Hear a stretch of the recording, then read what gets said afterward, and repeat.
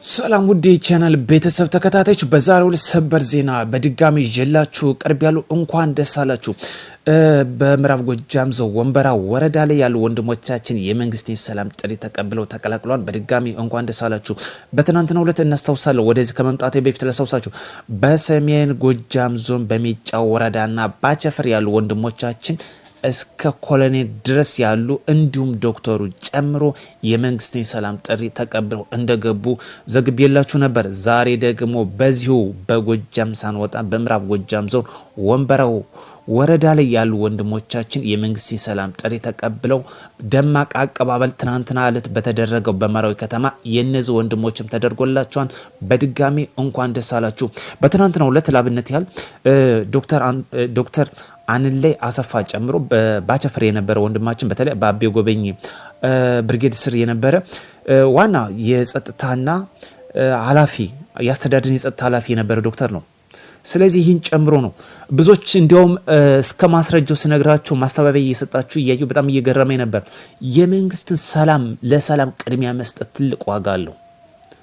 አንደኛ የኛ ነፍጥ ማንሳት ጅግንነት አይደለም፣ ለልማት መነሳት ትልቅ ጅግንነት ነው። እኛ ድሆች ነን፣ ሰርተ መለወጥ አለብን።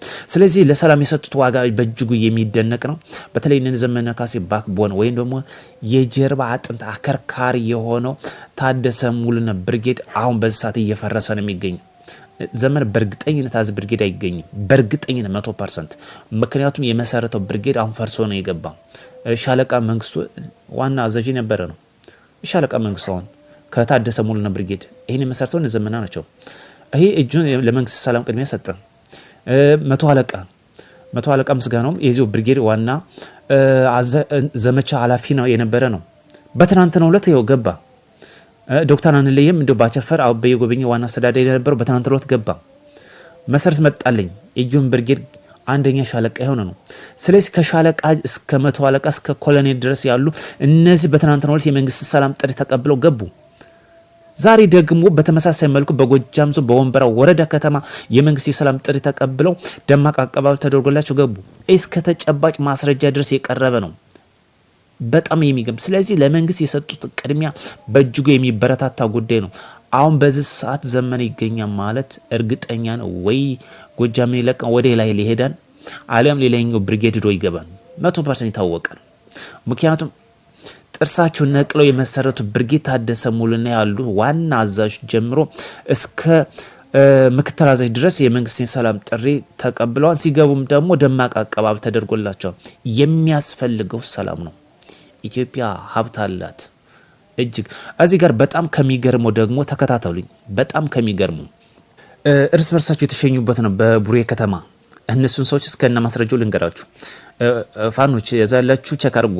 ስለዚህ የእናንተን ውጤት በተግባር ያየንበት ነው። ቡሬ ከተማ ላይ እርስ በርስ በገጠመው እንግዲህ ቸው የተባሉት እስከ መጨረሻው የተሸኙ አወቀ ጋሹ እንዳለው አንዱ አለም የሚባሉ ወንድሞች እስከ መጨረሻው ተሸኝቷል። ይሄ ሐሳባችሁ ራያችሁ አንድ ስላልሆነ ነው። ለጥቅም ብቻ የተሰለፈ መሆኑን በተጨባጭ ሁኔታ ያየነው ነው። እነዚህ በትናንትናው ዕለት ነው አወቀ ጋሹና እንዳለው አንዱ አለም። ይሄ ቼክ አድርጉ። ማስረጃው በተጨባጭ ይሄ ውጤቱን እያየን ነው። ስለዚህ የሚያስፈልገው መንግስት ያስቀመጠውን ሰላም መጠቀም ነው። አሁን በሳት ጀግንነት ማለት ለልማት አርበኛ ሆኖ የወጣ ነው እንጂ ነፍጥ አንስቶ የወጣ አይደለም። ምክንያቱም ኢትዮጵያዊ እኛ ድሆች ነን፣ ሰርተን መለወጥ አለብን። ለዚህ ደግሞ ሰላም መልበስ አለብን፣ በሰላም መስራት አለብን፣ የልማት አርበኛ መሆን አለብን።